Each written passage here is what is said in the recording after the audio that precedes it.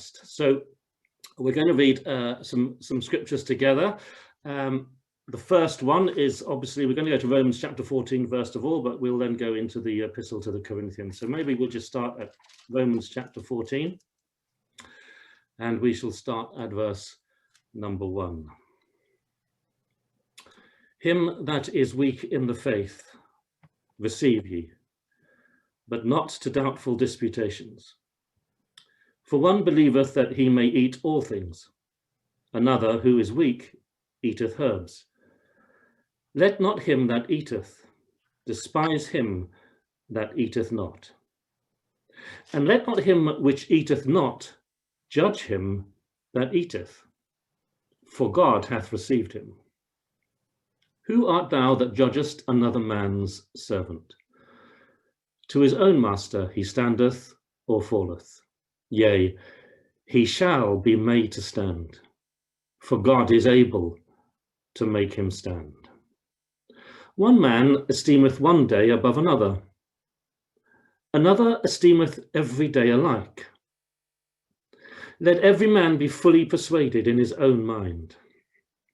He that regardeth the day, regardeth it unto the Lord, and he that regardeth not the day, to the Lord he doth not regard it. He that eateth, eateth to the Lord, for he giveth God thanks.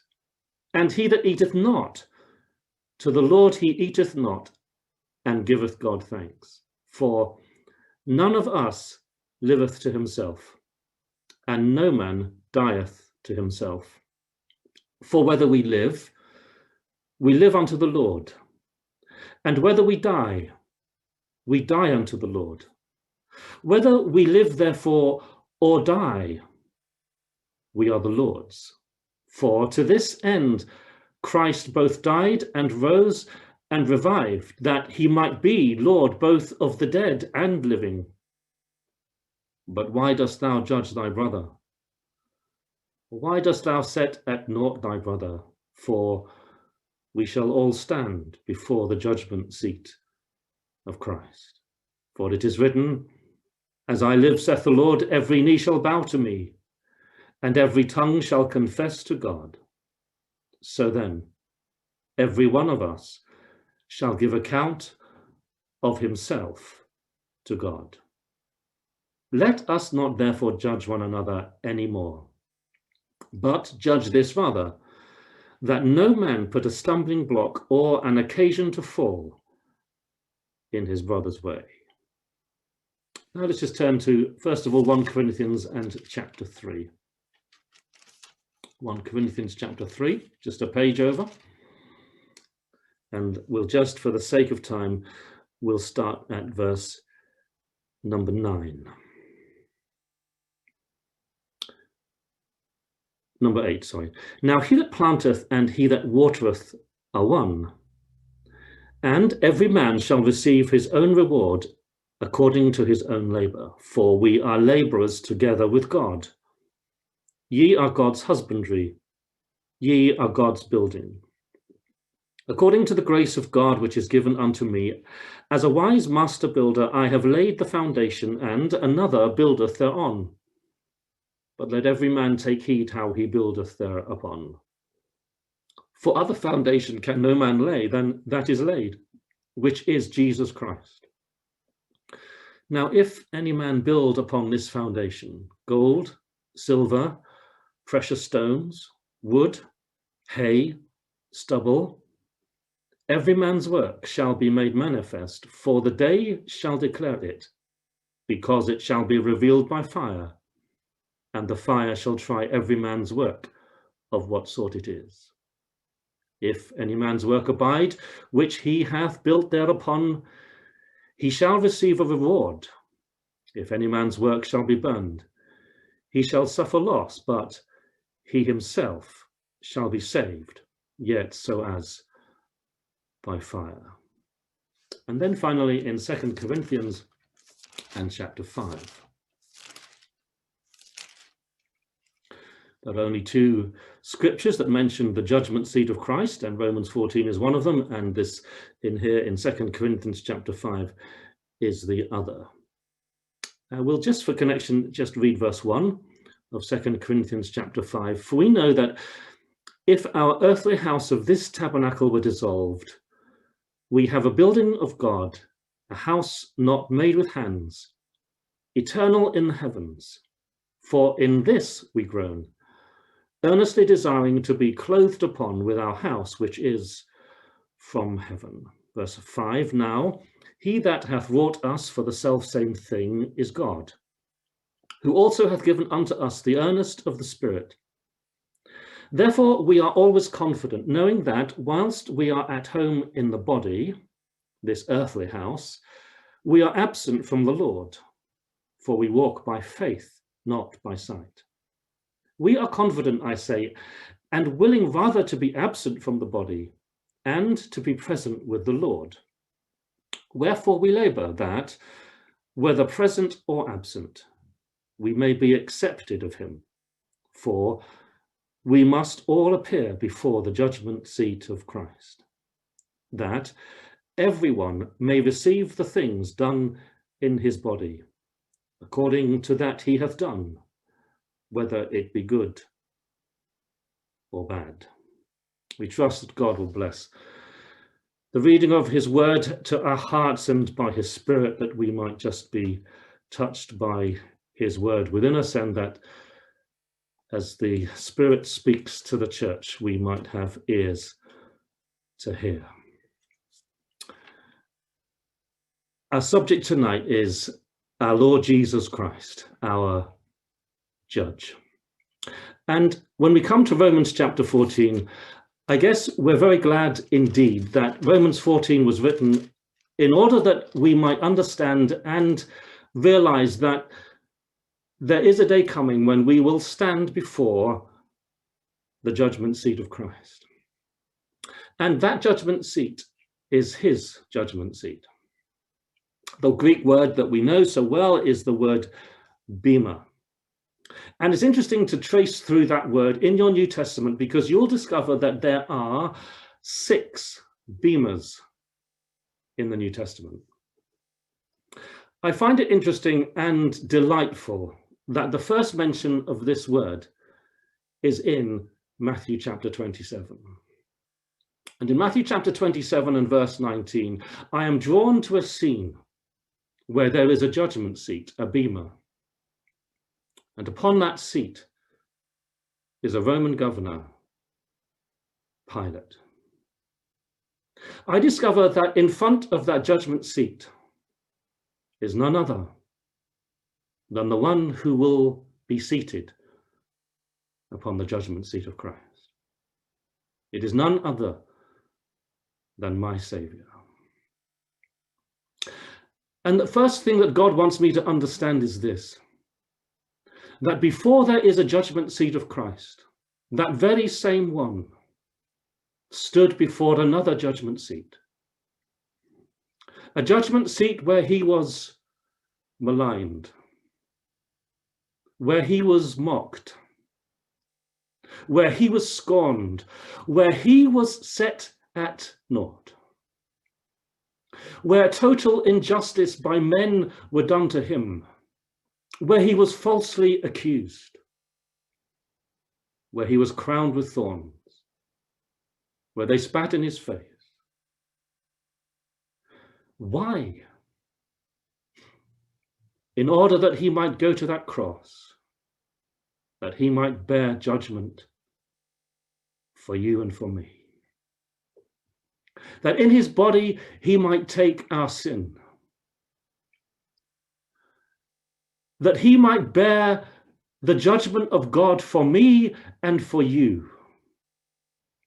That there might never be a day when I will ever have to stand before him and answer to him for my sin. And before God introduces to me the concept of the judgment seat of Christ, he points me to a Saviour who hung upon a cross, having stood before Pilate's judgment seat, Pilate's bema, and before the scorn and the derision of men, he went out to suffer and to die for me. So that I discover that when I come to the judgment seat of Christ, when I stand before that judgment seat, I will look into the hands of a man who bled and died for me. I will discover that in his hands are the marks of the cross, the marks of his love, where he suffered for me and he dealt with my sin. And then I begin to appreciate that when I come to the judgment seat of Christ, it cannot be about my sin. It cannot be about my failure. It cannot be about the wrongs that I have done, because they were dealt with 2,000 years ago. And my brother, my sister, we must know this, that at the judgment seat of Christ, there will never be a single conversation about our sin. Are you not glad about that? I am. He'll never talk to me about my failure. He'll never talk to you about your failure. You see, at the cross, he removed my sin as far as the east is from the west. As far as my sin is concerned, he blotted it out. As far as my sin is concerned, he says, your sins and your iniquities I will remember no more. Oh, if we could only grasp that. The reality is this, that it's almost as if I cannot even now have a conversation with him about my sin. Or you say, surely you confess your sin. Oh yes, we're encouraged to do so. But as I confess my sin, I hear his words to me. I remember them no more. The amazing thing about Christ is this, that the sins that even I remember, he doesn't. What I want to say is this. You know, I hear it sometimes, and sometimes I even think it myself, that maybe there are things that your brother or your sister does to you and you feel offended, and you feel wronged. And sometimes we're given the impression that, well, you know, it's okay because one day it will be put right. And I'm just waiting for the judgment seat of Christ, because then at the judgment seat of Christ, these wrongs will be put right. I want to say this. I don't know whether I'm reading the right Bible, but that's not in my Bible. Because he will not put right at the judgment seat of Christ what he dealt with at the cross of Calvary. And as I read the parables of forgiveness, I am urged to behave towards my brother and my sister in the same way that he has behaved towards me. And he has forgiven all my sins. None of them were committed before Calvary.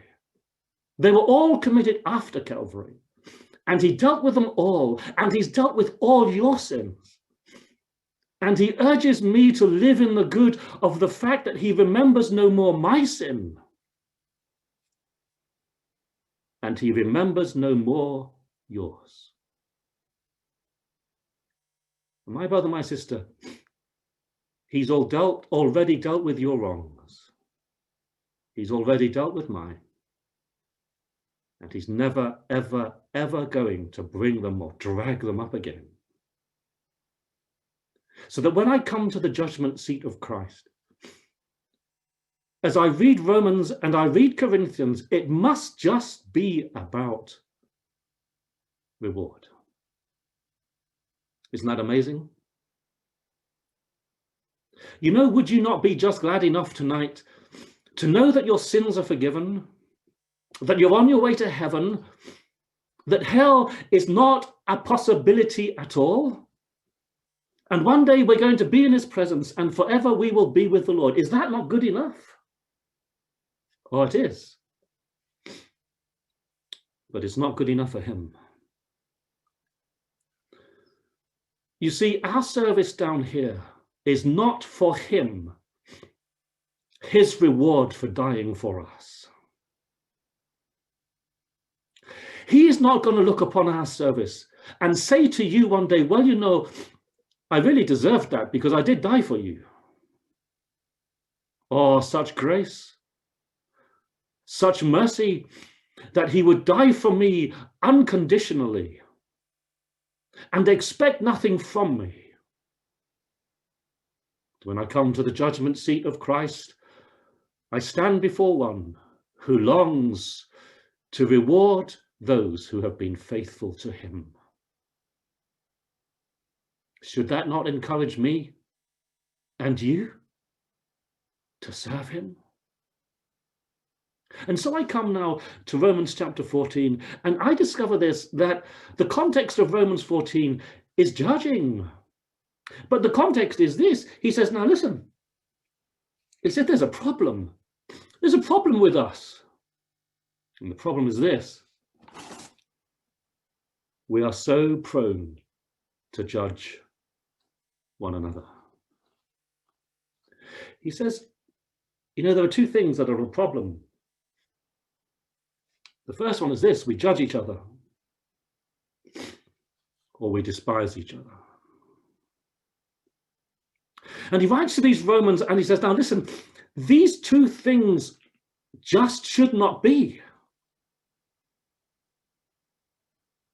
And so he says, now listen, he said, you know, there's the dear brother and he has a tender conscience. Well, he's weak.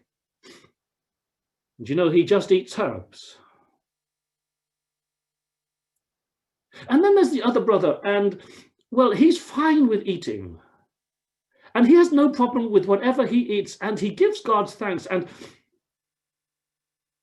now you see you have two brethren, and one is doing exactly the opposite to the other. Well, says Romans chapter 14, that's perfectly acceptable.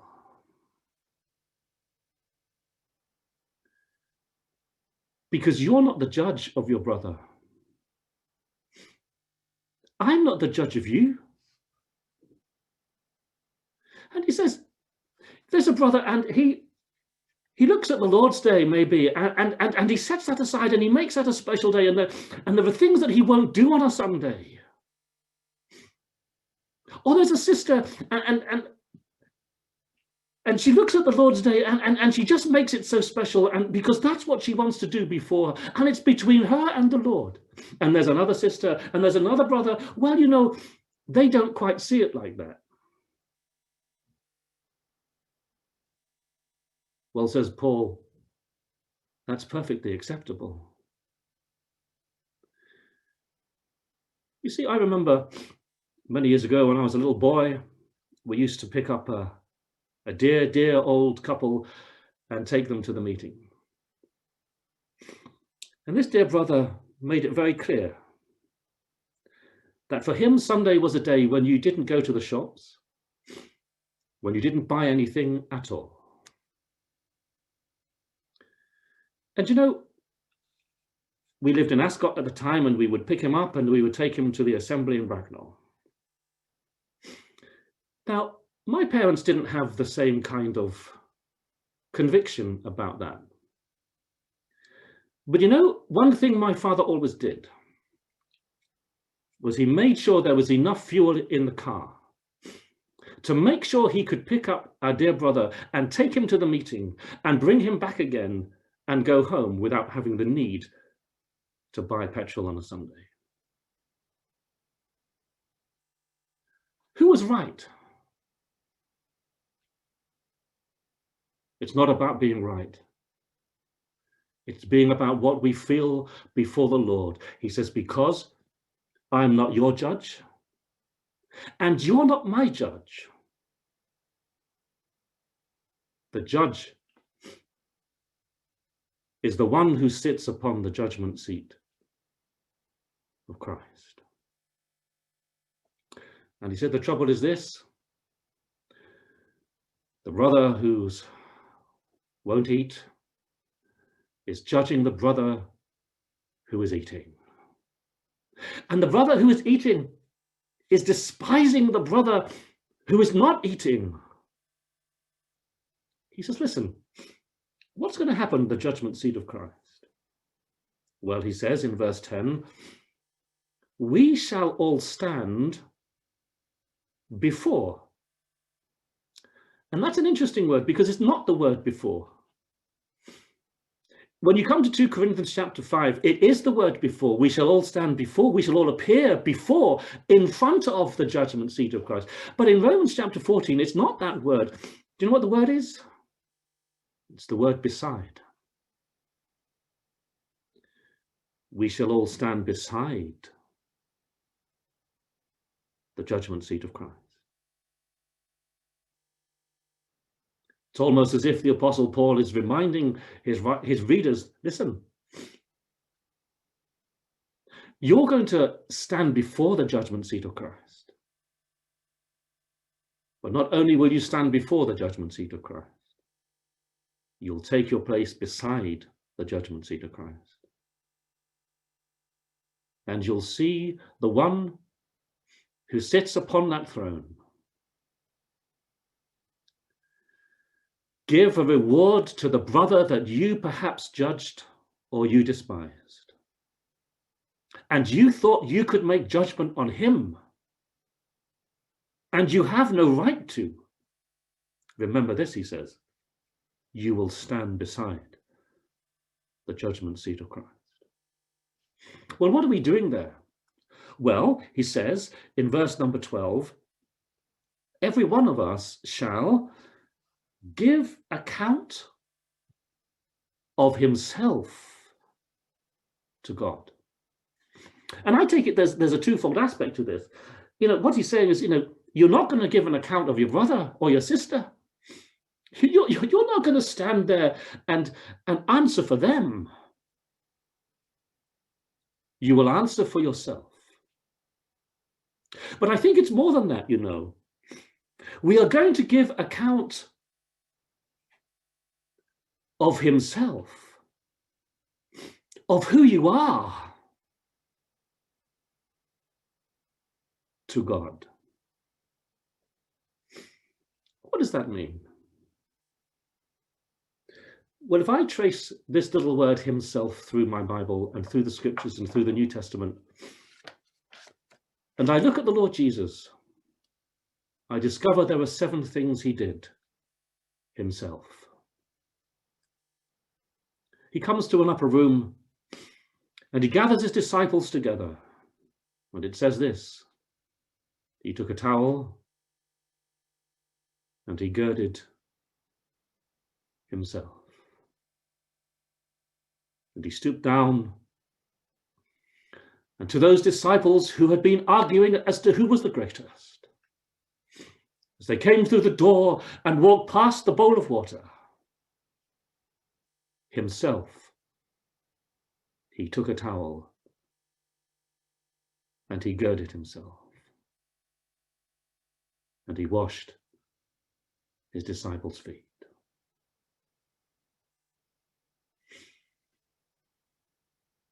Says Romans chapter 15, just a few verses later, what does he say?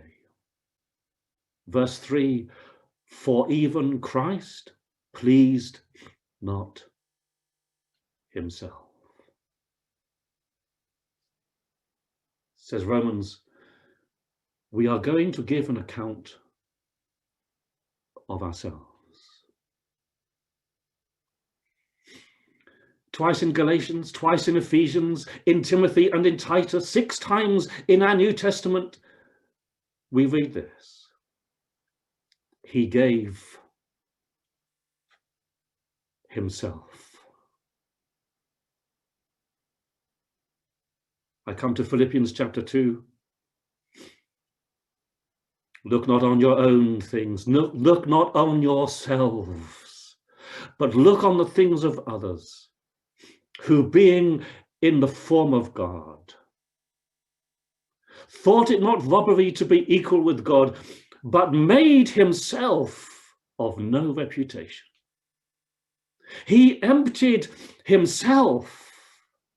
And then he goes on, and then he says, at the end of it all, he humbled himself.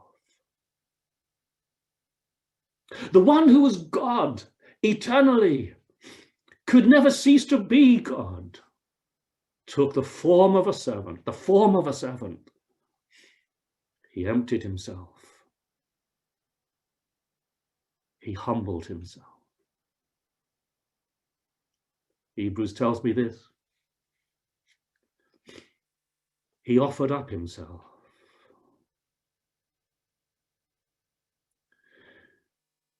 Do these things not just challenge my heart as to maybe how I should behave myself?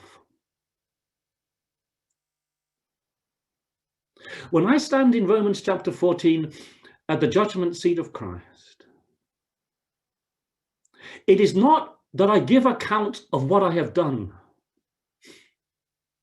It is not giving account of my labors in the gospel, or my labors in Sunday school, or my witness at work. It is not what has come out of my mouth.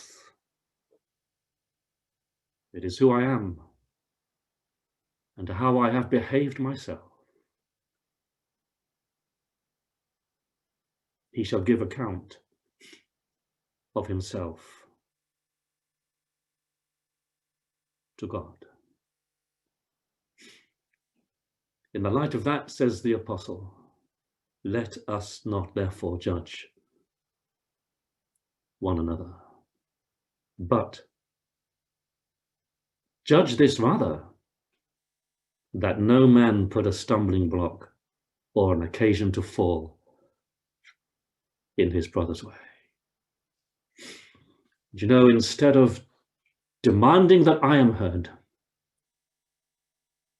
instead of insisting of my way, says the apostle, it's time for me to make sure that I never give an occasion for my brother or my sister to fall. The judgment seat of Christ. And then I come to 1 Corinthians chapter 3. And while the judgment seat of Christ is not mentioned in the language of 1 Corinthians chapter 3, I judge that what we have before us is a little picture of that judgment seat.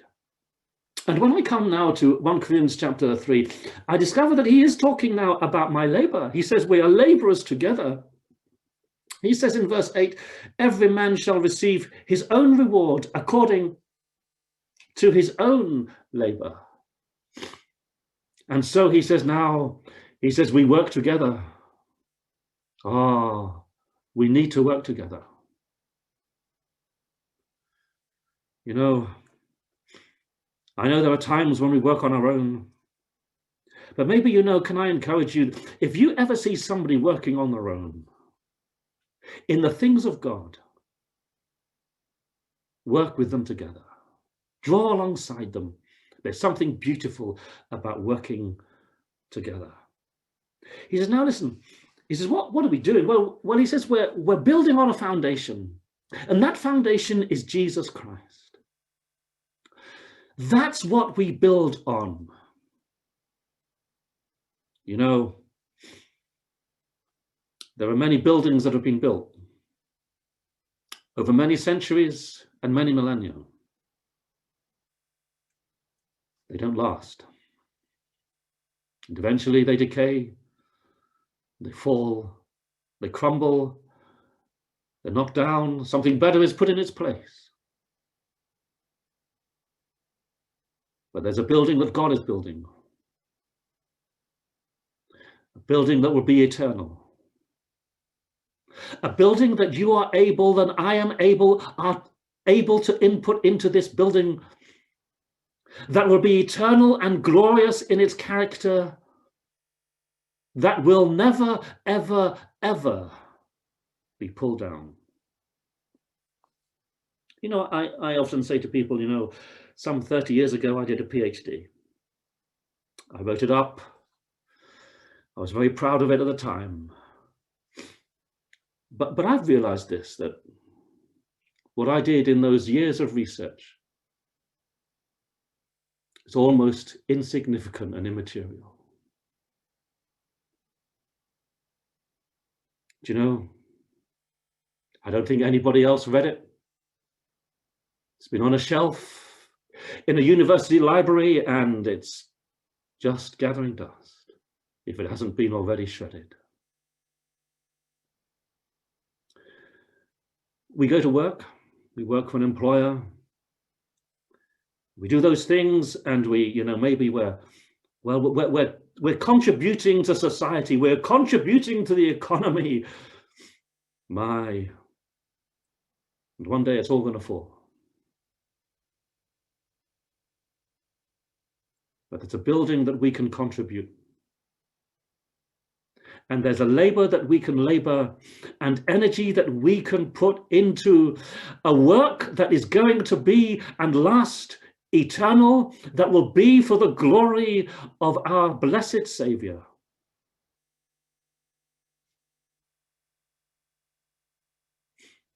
And the challenge for me and for you is this: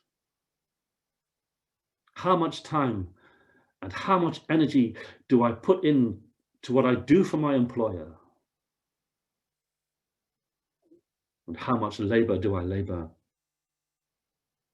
for Christ? You know, that the tragedy is that I work so hard at work that I'm tired, and I just don't get time to go to the meeting, just feel too tired to do it. And I give my best to that which is going to be destroyed, and give the least to a work and a labor that will last for eternity.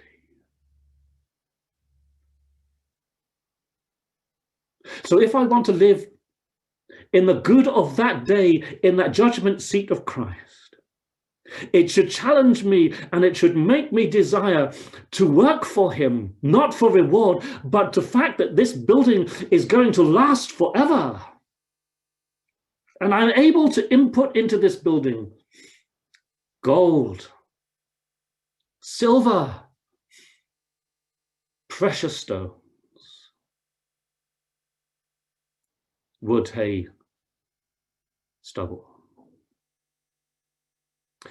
You know, gold and silver is mined, so are precious stones. When it comes to gold and silver, you know, you'll never find a mountain and inside a cave just pure gold.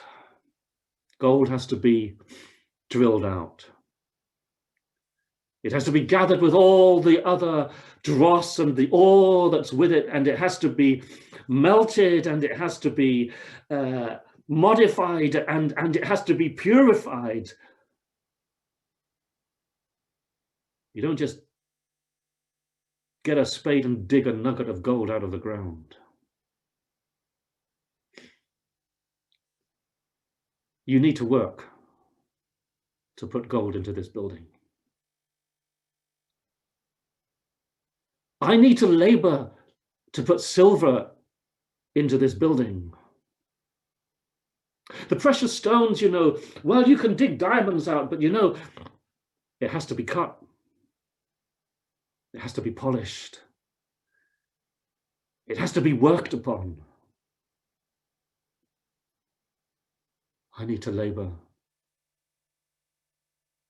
together upon the foundation which is Jesus Christ.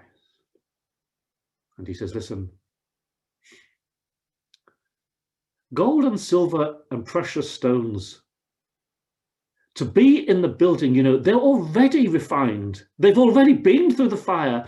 And the day will come, and at the judgment seat of Christ, they will stand the fire because they have already stood the fire. What kind of things can I put in? What kind of things are this gold and silver and precious stones? Well, Peter talks about it in his first epistle. And he says to those persecuted Christians, those scattered Christians, those Jews that have now just been scattered abroad through the persecution of the Roman Empire, and they're now just obliterated. And he says, listen, he said, there's something called the trial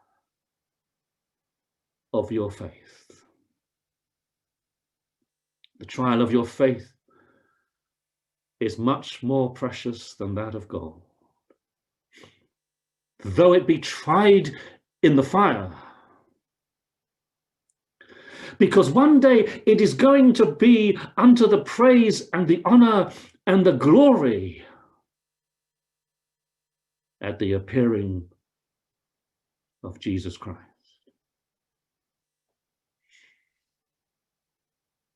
What that tells me is this. I might not be a gospel preacher. I might not be able to stand on a platform. Not many of us can. Not many of us are good at it. But I can labor. And I can be tried in my faith. My little persecution that I suffer at school or at work, that promotion that I don't get, because I'm just going to be faithful to him. The trial of my faith will be a little precious stone in the building that he is building.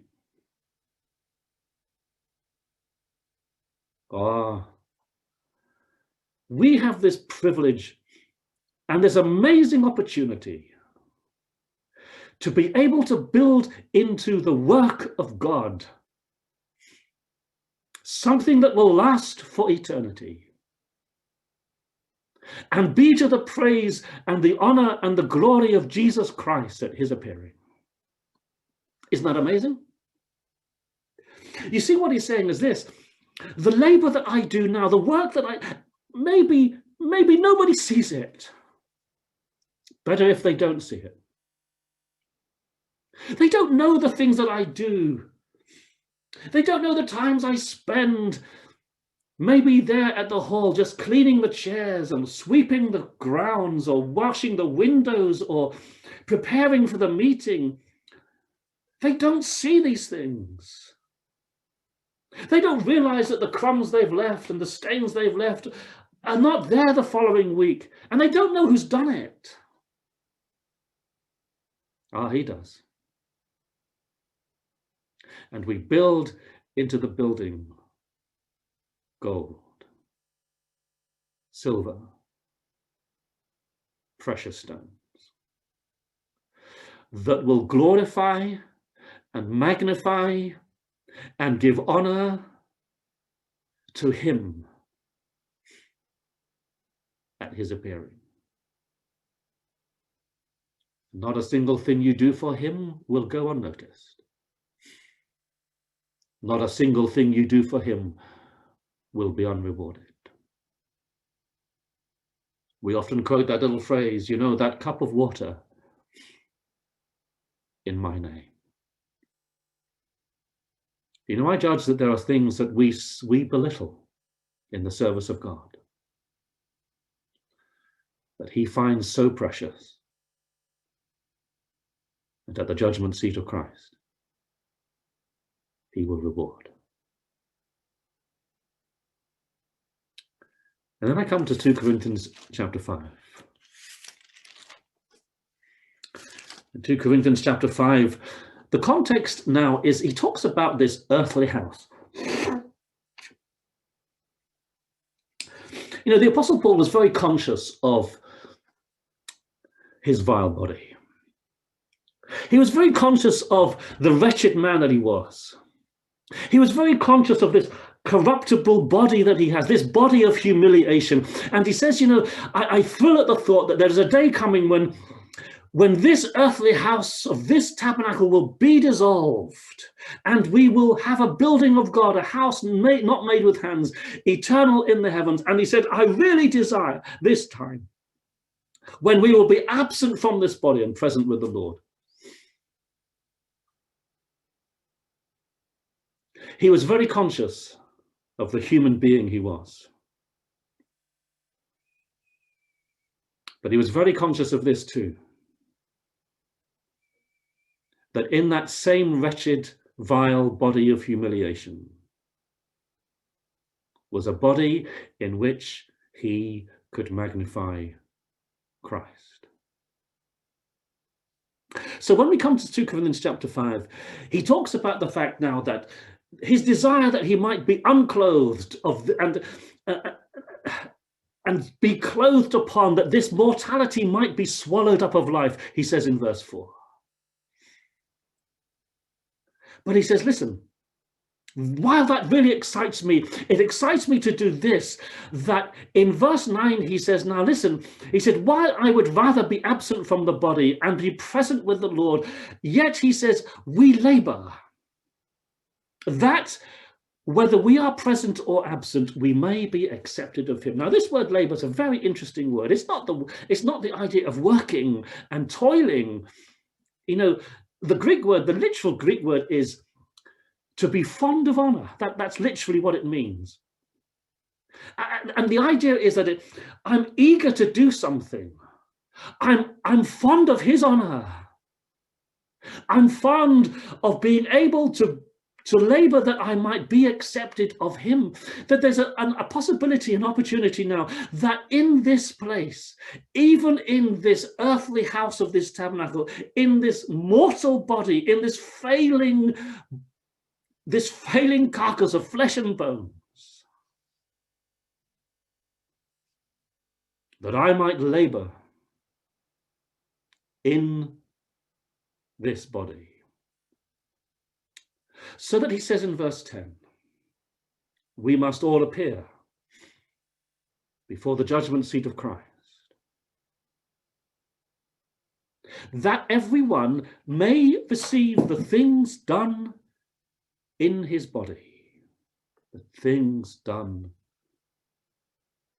in his body.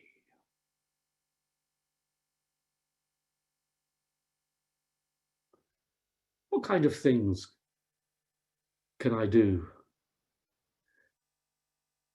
Not by his body, in this earthly house. Well, says Romans chapter 6, let not sin therefore reign in your mortal body. In this body that, yes, is corrupted, is sinful. There was a day when the only thing you could do was sin. But now in Christ, through the Spirit, he says, quickened by the Spirit in Romans chapter 8, he is able, this mortal body can be quickened. And the deeds of the body might be mortified. He says, in this body, I am able to choose that sin does not reign in my body. Oh, he says in Romans chapter 12, present your bodies a living sacrifice unto God. Oh, I know it's a sinful body. I know it's wretched. I know you feel your failure. I know you feel that sometimes God would do better without you than with you. Oh, he says, listen, that body, quickened by the Spirit, is able to be used and be presented to him as a living sacrifice to God. He says in 1 Corinthians chapter 6, you are bought with a price. You're not your own. Therefore, glorify God in your body. Isn't that amazing? You know, 2,000 years ago, there came a sinless, holy man who in his body, he glorified God. But the remarkable thing is this, that in your body, in my body, we're able to do the same. To glorify God in your body. You know, you come to Philippians chapter 3.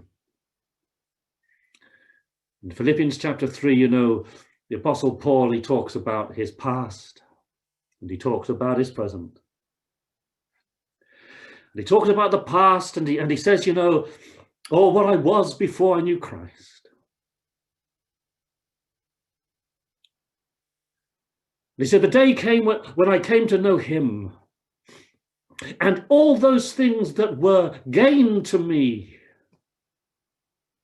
I assessed them all and I counted them and I calculated them to be loss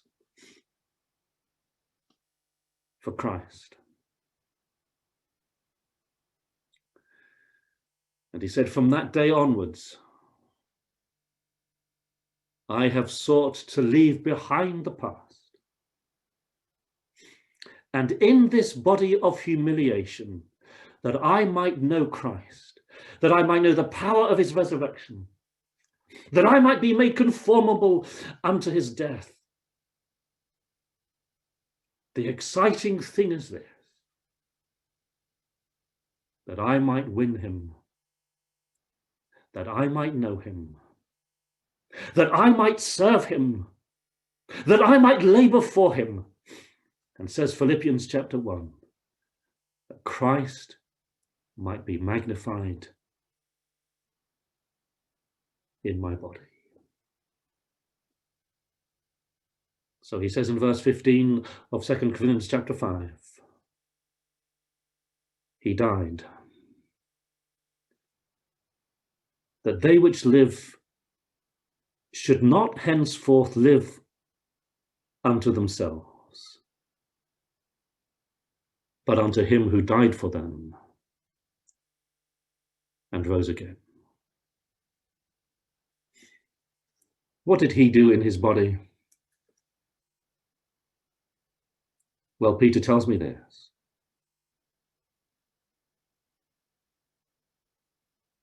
Who himself bare our sins in his own body on the tree, that we might live unto righteousness. My brother, my sister, there's a day coming. Pray God it will be soon, that we'll all stand before him. The little things that you have done, you'll realize then, were never unnoticed. The sacrifices you made, the godly person you were, the humble servant, the lowly saint, the Christ-like sister, as you silently labored for him,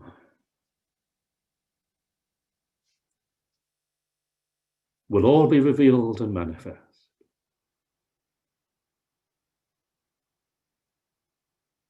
And at the judgment seat of Christ, he'll ensure that you're rewarded. Maybe as we stand beside that judgment seat, there'll be folk that we will look at that we thought hadn't done much at all.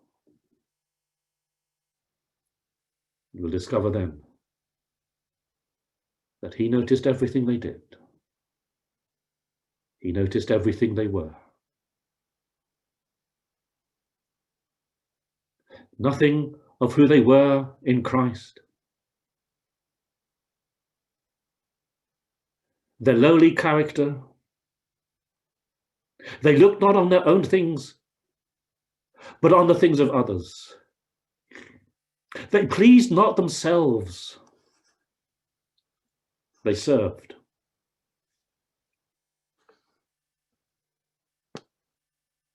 And at that judgment seat, there will be no injustice. There will be no record of failure. Just those little gems we did for the man who gave his life and gave himself for us. You know, it's almost surreal if it wasn't in the scriptures,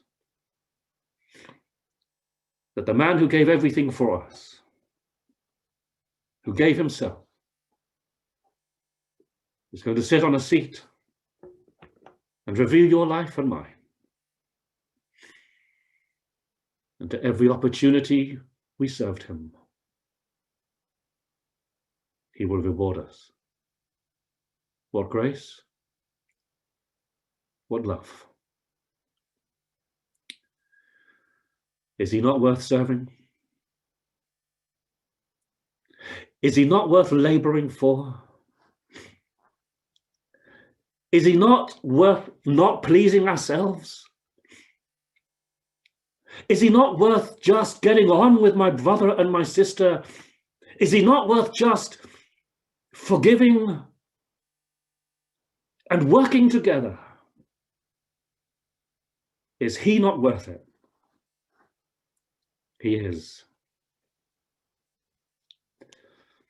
May God help us to love him more and to serve him in the depths of devotion and affection for who he is, for all that he has done for us. We shall all stand beside the judgment seat of Christ. May God bless his word to our hearts tonight.